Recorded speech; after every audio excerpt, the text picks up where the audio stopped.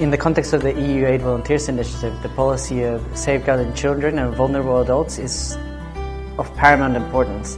It's central because it's the sending organizations actually who have the primary and full responsibility of protecting these vulnerable populations. And the idea is that in creating any program, in sending any volunteer, you would ensure that they're going to safe environments that are respectful and dignified.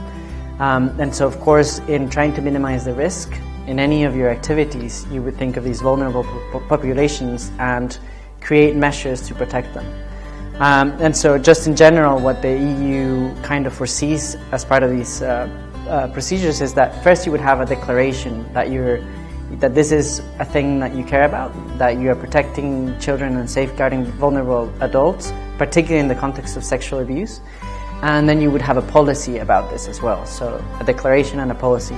As a second step, you would also create a complaint mechanism, right? Because what good is it to have a policy if people don't have a means to kind of file a complaint and follow a procedure in that sense. It is also important to assign responsibilities. As you know, when there's a volunteer involved, there's a sending organization, there's a hosting organization, and of course there's a volunteer. So the role that everyone plays in protecting children and vulnerable adults must be clear. There's also preventive measures that you can take as a sending organization, both in the selection of your staff, but also in the selection of the volunteers, right? So you make sure that you maybe run a background check, that you ask for the criminal record, things like that to make sure that you're selecting the right profiles. There's also training that you can do. So these concepts are not necessarily evident to people, so you introduce the concepts, why children and adults or vulnerable adults rather, are a particular risk, or why they're vulnerable.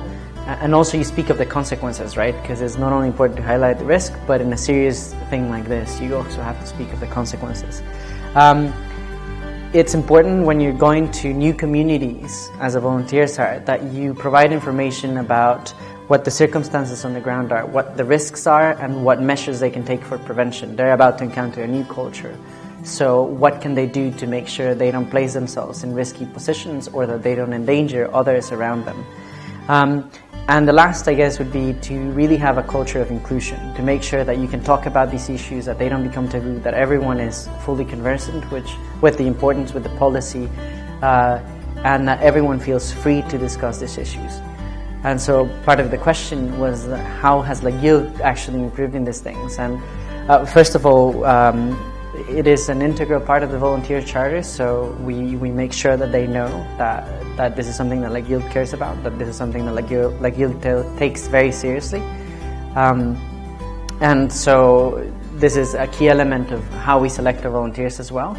We ask for the criminal records to make sure that we're selecting the right people. And as well, there's changes within the organization that have taken place. You know, we've organized meetings to make staff aware about the importance of these issues. There's a policy of zero tolerance, of course, and so these are kind of the measures that we've taken.